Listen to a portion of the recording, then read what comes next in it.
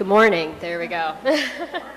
Good morning and welcome to the Unitarian Universalist Congregation of Princeton, where in our open and welcoming community, we live our message of hope, love, justice, and joy. We extend a special welcome to our visitors this morning. We're glad that you've joined us, and we invite you to stop by our welcome table out in Robinson Lounge if you haven't done so already, where we can answer all of your questions and get to know you a little bit better. Again, welcome to our congregation. We're happy that you've joined us. Before we begin, I want to thank Reverend Jane Bennett Smith for sharing her time and wisdom with us this morning. If you haven't been here before, Reverend Jane is visiting us from Channing Memorial Church in Ellicott City, Maryland, as part of a pulpit swap that she and Reverend Bill have been doing for about 3 years now. And Bill is preaching there this morning, so we're very happy to have Reverend Jane with us this morning. We have a few announcements as well before we begin. The first is from our Rainbow Ministry. Rainbow Ministry invites you to join us tonight at 7 p.m. in Foz Theater for a special screening of Heightened Scrutiny, a new documentary which follows ACLU civil rights lawyer Chase Strangio, I don't know, as he battles the Supreme Court for transgender adolescents' access to trans healthcare. The film will be followed by a panel discussion and call to action to help protect access to this life-saving care in New Jersey. The event is free and open to the public with a suggested donation of $20 per person to support the Trans Equity Coalition. You can also see Rainbow Ministry tabling in Robinson Lounge after the service for information to contact state legislators and help protect access to gender-affirming care in our state. Our second announcement is get ready. The UU Princeton Holiday Party is this coming Saturday, December 13th from 5 to 8 p.m. in Channing Hall. Please RSVP today if you haven't yet. There is a sign-up, you can do it on Sign Up Genius, or there's a QR code. I've seen some posters out in Robinson Lounge that you can scan, take a picture, and RSVP. And yeah, I think that's it. Okay, next I'd like to invite Elizabeth Silverman to the pulpit for a stewardship moment.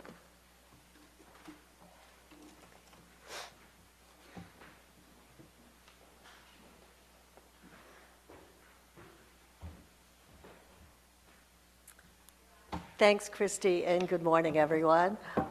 Cindy Funkley and I, for the last 3 years, have headed the stewardship campaign. Gluttons for Punishment, we have agreed to do it yet again this year. But while the drive itself will not begin until the spring, we asked Bill if we could have a chance to address the congregation this fall. We did the same thing last year, trying to get you thinking and realizing that this is a year-round effort, not just in the spring. We want to foster a deeper, ongoing conversation around stewardship, one that would go beyond the Stewardship Sunday, the testimonials, and the reminder emails. Our goal was to reimagine stewardship, as I said, as a year-round practice, where financial support would flow naturally from our shared commitment to UUCP's mission. Our dream was a model where, when the financial needs for the congregation were shared, our congregants would enthusiastically respond, knowing that their contribution would directly sustain the work that we all value so much. We're not sure yet what the theme for this year's drive will be, but think that it will be focused on thankfulness. With that in mind, we asked Bill if we could put into the service today and sing the Unitarian hymn, "Oh, We Give Thanks," which we will do in just a moment. But before we do, we'd really like for you to concentrate on the words. They are, "Oh, we give thanks for this precious day, for all gathered here and far away, for the time we share with love and care. Oh, we give thanks for this precious day." We encourage you all during this time of Thanksgiving, fellowship, and celebration to begin thinking of all the ways that your involvement with UU Princeton has enriched your lives and those of others in the community and around the world. Thank you. And now for our chalice lighting this morning.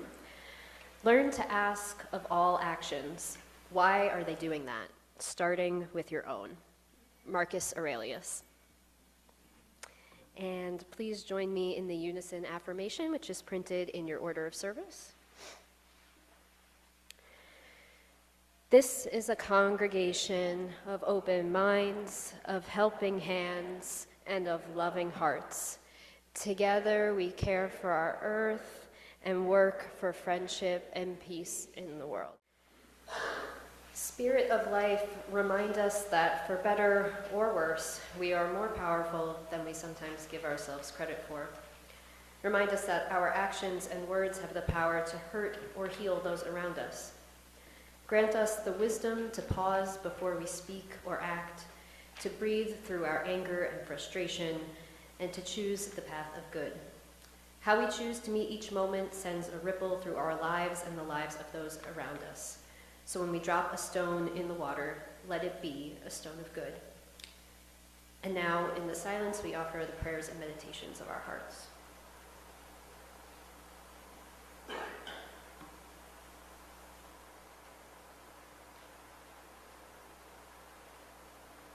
May it be so. Amen. I signed up to be the worship associate before I knew I was going to have to talk about karma, which I find to be a really tough topic.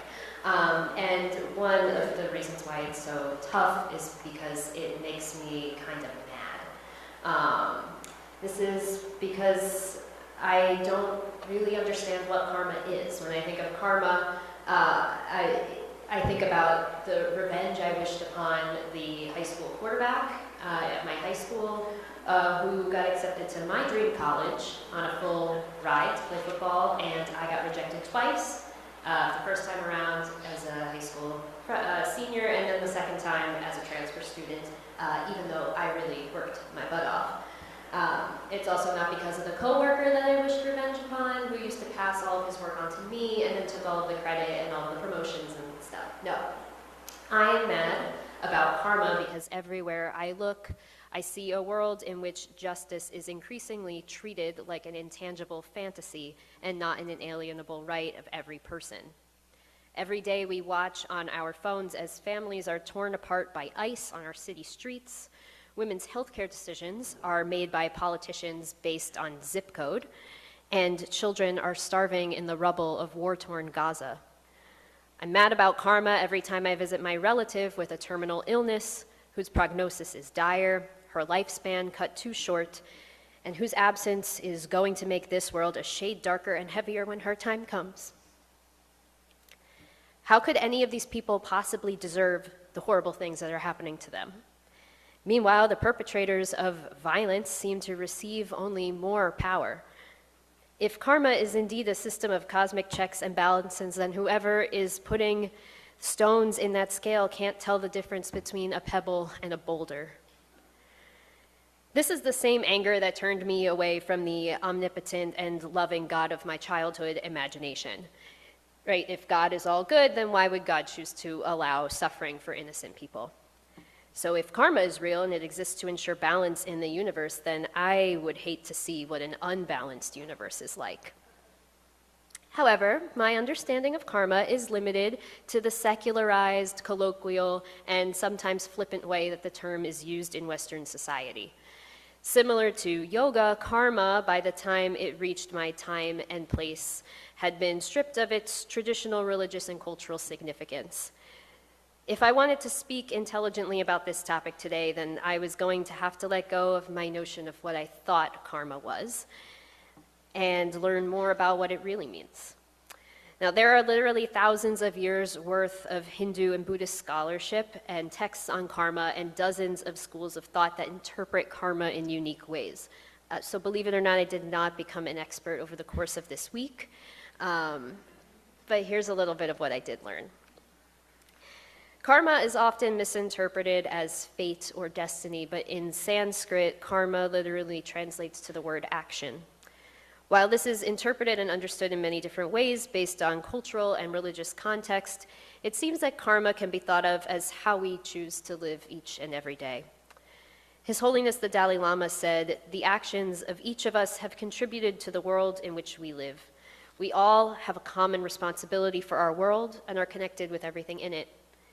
This view of karma shifts the conversation from something weighty and philosophical to something entirely pragmatic and useful. Karma is a spiritual case study of the physical law of cause and effect. Treat others with kindness, they're more likely to spread kindness to other people or back to you. Treat someone poorly, and their bad day will begin to affect the lives of those around them, and so on. So karma is not only observable in our interpersonal connections, but it's also scientifically backed. Studies show that showing kindness and doing good deeds release positive neurotransmitters like dopamine and oxytocin, giving you what one researcher called a helper's high. If our actions have the power to change our own neurochemistry, then surely it can change the very fabric of our communities and our society. So I'm using this as an opportunity to learn to reframe karma as a set of rules to live by, rather than a set of rules by which to judge others. It is a reminder to take a deep breath before saying or doing something that can cause harm or hurt. It is less about wishing bad karma on someone or sitting in the bitter space of they'll get what's coming to them. I want to remember that karma is instead a way for me to guide my own actions and spread peace and kindness in a world that makes it increasingly acceptable to bend towards chaos and hate. I'll leave you with one final thought from the Upajanata Sutta, a key text in Theravada Buddhism.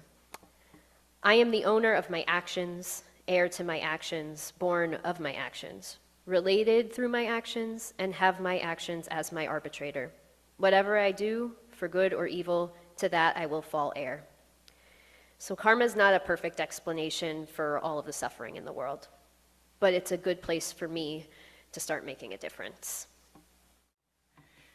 This past spring, I went on a 4-month sabbatical. During this time away from my congregation, I immersed myself in the blessed and holy teachings of the Buddha.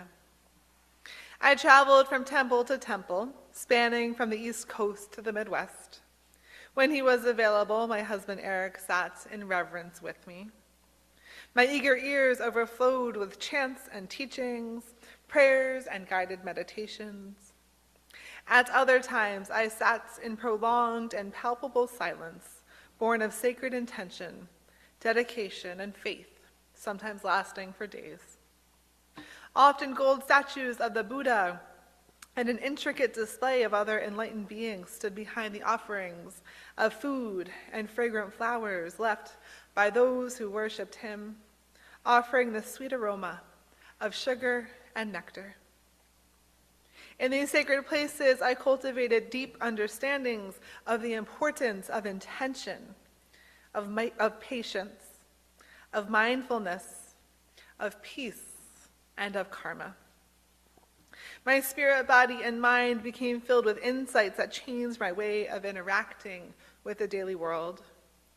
Eventually, when my husband Eric and I encountered any sort of emotional upset or distress, we would turn to one another and reflect on this statement, what would a Buddhist do?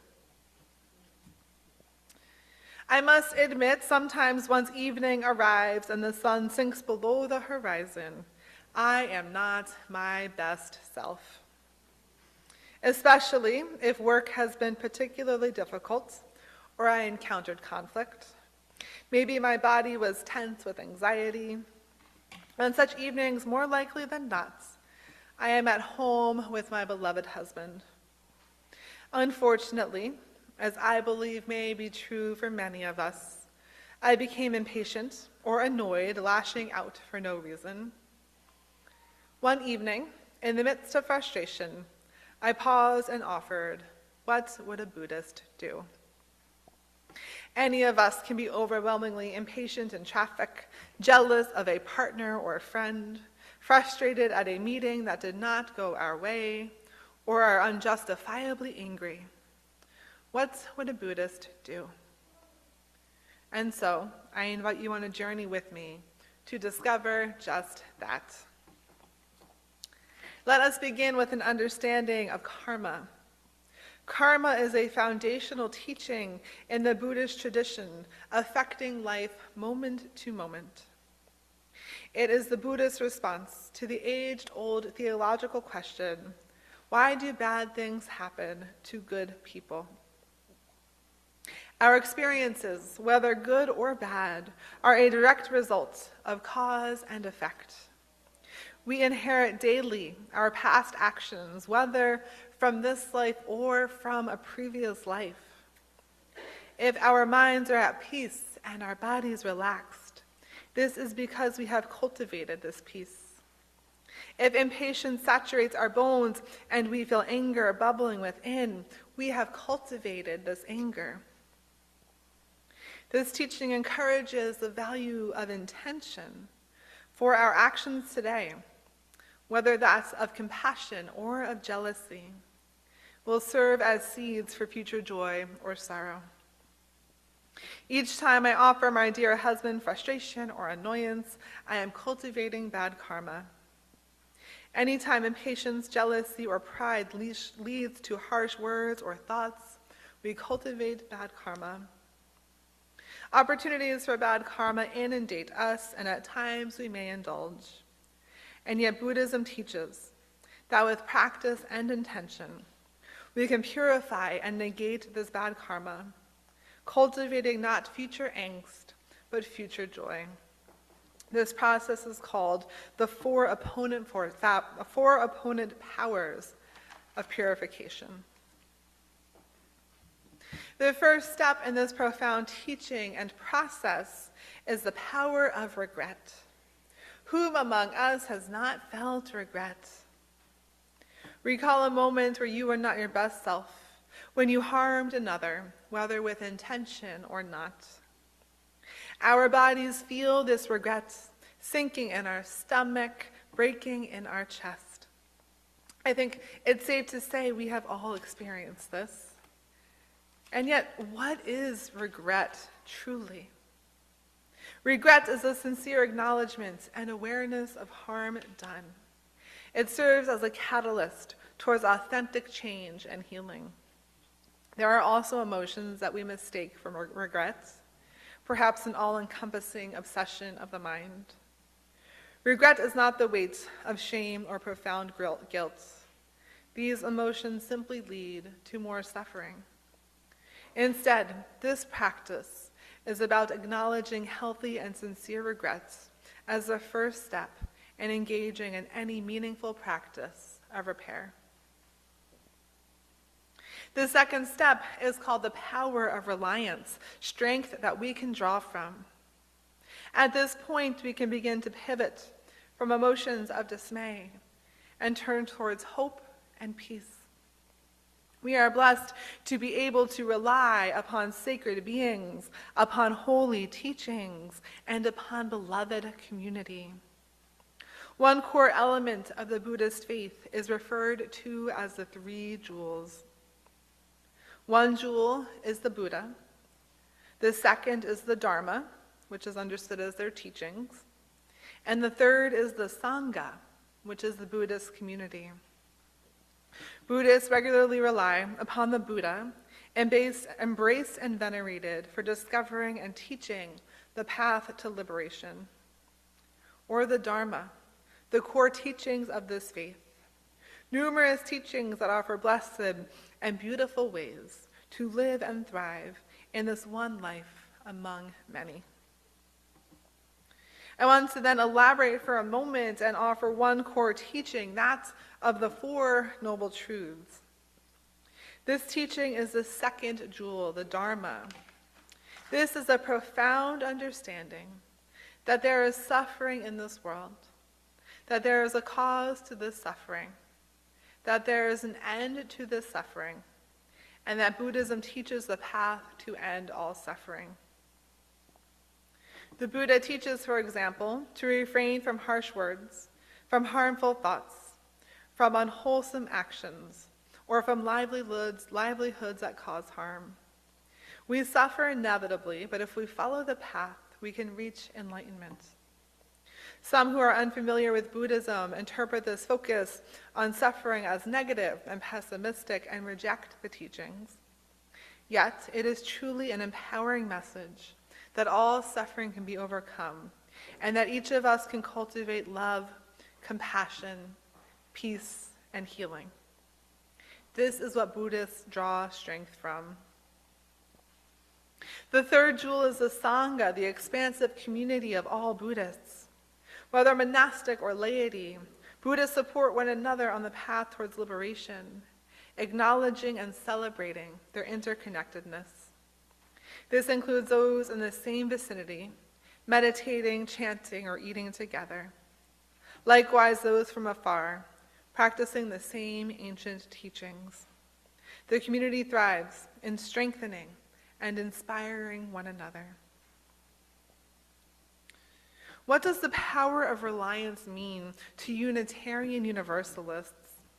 The first jewel, we depend not solely upon the Buddha, unlike the Buddhists, but acknowledge him as but one prophet, respected and revered alongside many. We rely upon our own understanding of the holy, serving as a guide for a blessed and fulfilled life. I rely upon God, perhaps you upon Goddess or nature or Allah. We have an entity, entities, or divine essence that provides strength and hope and perseverance, not punishment or condemnation. We can recline under the stars or meditate on loving kindness and receive the strength we need to right our wrongs. The second jewel, we also have our own dharma or teachings which serve to guide us in living ethical, loving, intentional lives. We are interconnected. My freedom is not realized until all are free. My love or hate ripples out in actions large and small to affect all others. We each have inherent worthiness, and we must treat one another as such, across political divides or interpersonal disagreements. It is agape love. We observe every individual through the lenses of love and equity, and as such we work for justice and radical welcome. Our Unitarian ancestors professed universal goodness, and so we too are held in that goodness. Our Universalist ancestors taught universal salvation, and so we too are forgiven. May we rely upon these tenets. And the third jewel, we have our own Sangha, we have our own community here in this very room. We are held together in a web of interlocking values and beliefs. We share faith and radical welcome while discerning divinity with a group of like-hearted individuals. We joy in sorrow and lament, as well as in song and joy. We can rely upon this community in a sacred way that we cannot rely upon any other. We are held together by the spirit of life, by an unceasing love, both sacred and profane, offered unconditionally to one another and to all we hold divine. Remember this, we need one another. Let's return to the powers of purification. After the power of regrets and the power of reliance comes the power of the opponent force. Any unwholesome thought or action can be countered with a wholesome one. Buddhist teachings profess that we are to purposefully and intentionally engage in virtuous actions that lead to good karma. To do this work, dedicated practitioners sit in silent meditation, offer verbal recitations of mantras, or simply engage in life with loving motivations and wholesome intentions, each action born of love and compassion. I ask you all, is this not a blessed and holy way to live? If we are intentional in our thought process, we can circumvent that bad karma that sows seeds of hardship and cultivate instead the good. Intention is one of the most important tenets of Buddhism. An example of the power of the opponent force. For example, perhaps we have acted with pride. We find ourselves bound in arrogance, closing our minds to learning, change, and growth. We put ourselves down, we put others down as they suffer hardship while cherishing our own accomplishments, quickly accumulating negative karma. So we ask ourselves, what serves as the opposite of pride? What is the opponent force? respect, and humility. We humbly challenge our own assumptions. We look at the hierarchies we have established in our minds, those of wealth or respect, and realize that no one person is more important or worthy than any other.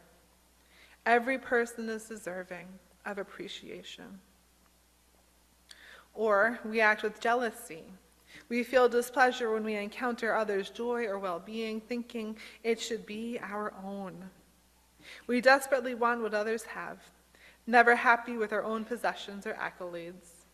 In doing so, we unintentionally harm ourselves with emotions that inevitably arise in the company of another person. So we ask, what is the opponent force of jealousy? Rejoicing. We become truly grateful that others we encounter have good qualities, celebrating in their joy or compassion or creativity.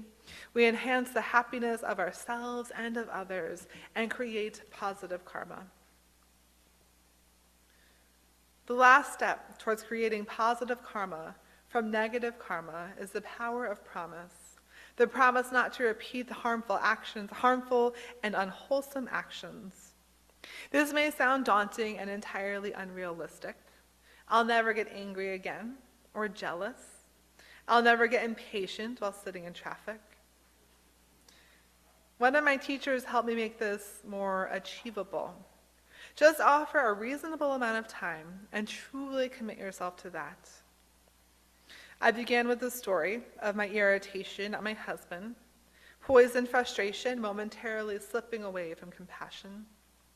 It's not that I'll never get annoyed again, but a promise that for the next week, I'll be extra aware of impatience or stress or anger and work to intentionally counter that with patience, acceptance, and compassion. We can offer ourselves goals. I will not get impatient at a red light for another hour. I will not act upon snap judgments for a week. I will release jealousy for the rest of the day. As we continue this practice, the intervals become longer until we are able to rid ourselves of these compulsions entirely. And so may we heal, may we thrive, and may we flourish. We will all inevitably arise from an inner space of impatience or of anger, feeling jealousy or irritation deep in our bones. We will know bad karma, we will act with bad karma, and we will receive the fruits of bad karma. And yet in this moment, may we celebrate the power of intention by engaging in those spiritual practices that will serve to cultivate, instead, a profound and lasting sense of well-being. As our minds become calm, gratitude fills our being, patience becomes a daily practice, and our future is imbued with hope. May we find true inner joy that radiates out to the world around us, each of us becoming beacons of love and compassion, emanating a peace held deep within.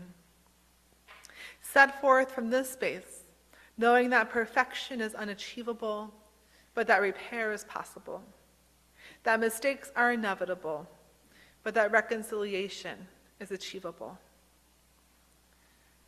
I cherish the time at the Buddhist retreats to be immersed in a palpable silence or sacred chanting, learning of karma, intention, and the Four Noble Truths.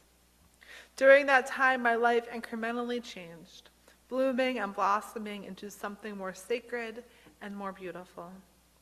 I learned about sowing the seeds of good karma, and this is what I pass on to you. As we embrace these practices of purification, may we each know and feel what it truly means to live a life of good and blessed karma. May it be so, and amen. And at the end of the hour, we extinguish our chalice, knowing that its light carries us until we gather again. Go forth grateful for the moments before you, the breath within you, the people among you, and the Spirit guiding you towards lives of greater love, beauty, and kindness. and go forth knowing that you are held always and always with neighbor and stranger by that great love of no beginning and never ending. Go in peace, and amen.